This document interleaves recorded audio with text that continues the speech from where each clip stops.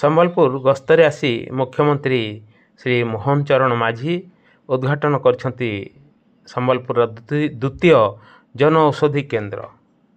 ଗତକାଲି ଅପରାହ୍ନ ପ୍ରାୟ 4:30 ସମୟରେ ହେଲିକପ୍ଟର ଦ୍ୱାରା ସମ୍ବଲପୁର ଆସି ବିଭିନ୍ନ କାର୍ଯ୍ୟକ୍ରମରେ ସେ ଯୋଗ ଦେଇଥିଲେ।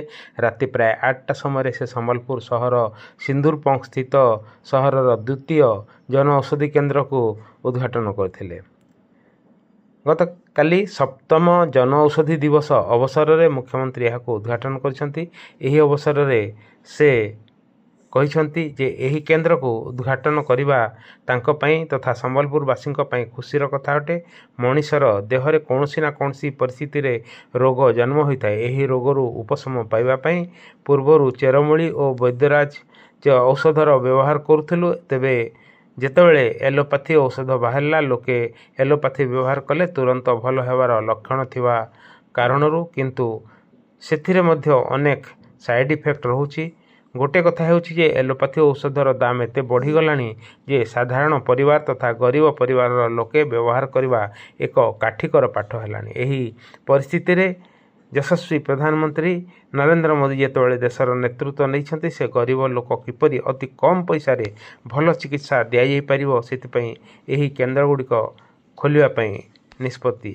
ମୁଖ୍ୟମନ୍ତ୍ରୀ ଧନକୋଡ଼ାରେ RSSର କର୍ମକର୍ତ୍ତା ବିପିନ ନନ୍ଦଙ୍କ ଘରକୁ ଏବଂ ପୂର୍ବତନ MLA ନାଉରୀ ନାୟକଙ୍କ ଘରକୁ ମଧ୍ୟ ସୌଜନ୍ୟମୂଳକ ଭାବେ ସାକ୍ଷାତ କରିବାକୁ ଯାଇଥିଲେ। ସମ୍ବଲପୁରରୁ ରମାକାନ୍ତ ବିଶ୍ୱାଳଙ୍କ ରିପୋର୍ଟ। ଉପସ୍ଥାପନା ବୀରେନ୍ଦ୍ର କୁମାର ପାଣିଗ୍ରାହୀ। ନମସ୍କାର। ଆଜି ସମ୍ବଲପୁର ଗସ୍ତ କାର୍ଯ୍ୟକ୍ରମର ଅବସରରେ ଆଜି ମୋତେ ଗୋଟେ ସୁଯୋଗ ମିଳିଲା ଯେ ଜନଔଷଧି କେନ୍ଦ୍ର ସମ୍ବଲପୁରର ଇଏ ଦ୍ୱିତୀୟ ଜନଔଷଧି କେନ୍ଦ୍ରର ଶୁଭ ଉଦ୍ଘାଟନ କରିବା ପାଇଁ 7ମ ଜନଔଷଧ ଦିବସର ଅବସରରେ ନିଶ୍ଚିତ ଭାବରେ ଇଏ କେନ୍ଦ୍ରକୁ ଉଦ୍ଘାଟନ କରିବା ମୋ ପାଇଁ ଗୋଟେ ବଡ଼ ଖୁସିର କଥା ଏବଂ ସମ୍ବଲପୁର ପାଇଁ ମଧ୍ୟ।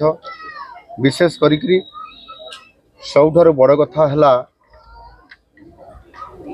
ମଣିଷ ଦେହରେ ସବୁବେଳେ କୌଣସି ନା କୌଣସି ପରିସ୍ଥିତିରେ ରୋଗ ଜନ୍ମ ହୁଏ ଏବଂ ରୋଗକୁ ଉପଶମ କରିବା ପାଇଁ, ଭଲ କରିବା ପାଇଁ ଆମେ ପୂର୍ବରୁ ଯେମିତି ଚେରମୂଳି ଔଷଧ, ବୈଦ୍ୟରାଜ ଔଷଧର ବ୍ୟବହାର କରୁଥିଲେ ଏବଂ ଯେତେବେଳେ ଏଲୋପାଥିକ୍ ଡେଭଲପ୍ ହେଲା, ଏଲୋପାଥିକ୍ ଉପରେ ଅନେକ ଲୋକ ନିର୍ଭର କଲେ ସଙ୍ଗେ ସଙ୍ଗେ ଭଲ ହେବାର ଲକ୍ଷଣ ଥିବା କାରଣରୁ, କିନ୍ତୁ ସେଥିରେ ମଧ୍ୟ ଅନେକ ସାଇଡ଼୍ ଇଫେକ୍ଟ ମଧ୍ୟ ରହୁଛି। ଗୋଟେ କଥା ହେଉଛି ଯେ ଧୀରେ ଧୀରେ ଏଲୋପାଥିକ୍ର ଔଷଧର ଦାମ ଏତେ ବଢ଼ିଗଲାଣି ଯେ ତାକୁ ସାଧାରଣ ପରିବାରର ଗୋଟେ ଗରିବ ପରିବାର ଲୋକଟେ ତାକୁ ବ୍ୟବହାର କରିବା, ଚିକିତ୍ସା କରିକିରି ଭଲ କରିବା ଇଏ ଗୋଟିଏ କାଠିକର ପାଠ ହୋଇପଡ଼ୁଥିଲା।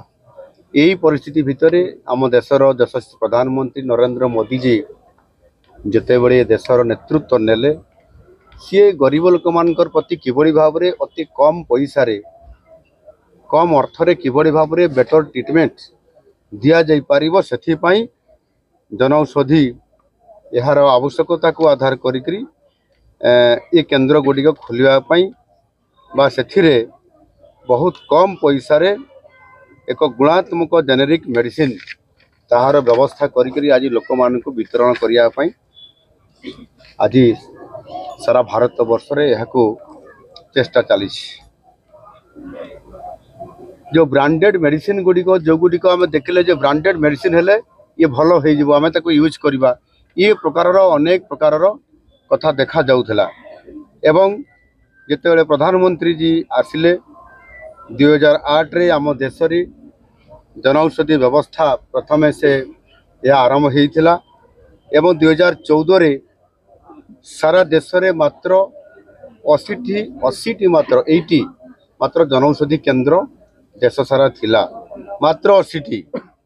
यह केवल नाम को मात्र थिला एवं वर्तमान यार लोकप्रियता एवं सचेतन करने द्वारा लोक माने धीरे धीरे जनऔषधि जेनेरिक औषध प्रति तांकर आग्रह बढ़ी 187 गुण यह बढ़ी एवं आज पाखापाखि 15,000 रु अधिक जनौषधि केन्द्र अच्छी एवं टार्गेट भी कराई आगामी 2027 सुधा 25,000 जनौषधि केन्द्र सारा भारत वर्ष में प्रतिष्ठा करा संबलपुर भाया सहर में एवं ये आखपाख अंचल यहाँ अधिक गुरुत्व देवाई प्रयास जारी रही आगामी दिन में यार गुरुत्व को उपलब्धि करी लोक मैंने बहुत कम पैसा अर्थात जो औषधर दाम 100 टंका से 70% रु 80% पर्यंत सब्सिडी रे अर्थात 100 टंकार जो औषधटी अच्छी 20 टंकार कि 30 टंकार से औषध मिल व्यवहार करले से 100 टंकार जोटा काम करूला 20 टंकार से औषध को व्यवहार करले समान परिमाण चिकित्सार उपलब्धिता मिलूला और आरोग्य लाभ करूला। तेणु एभली एक आज सारा भारत वर्ष को आर्थिक दृष्टिकोण लोक मानू गरीब लोक मानू सुरक्षा देवाई ये जो आज व्यवस्था द्वारा ये जनौषधि केन्द्र निश्चित भाव में ये लोकंकर काम लगिबो एवं लोक माने सुस्थ हवा सहित समानंकर अर्थ मध्य संचय हो पारिबो। सेतिपाई निश्चित भाव में ये गोटे बहुत बड़ खुशी और आनंदर कथा जे आज संबलपुर द्वितीय जनौषधि केन्द्र आज तार उद्घाटन आज हो पारिछि।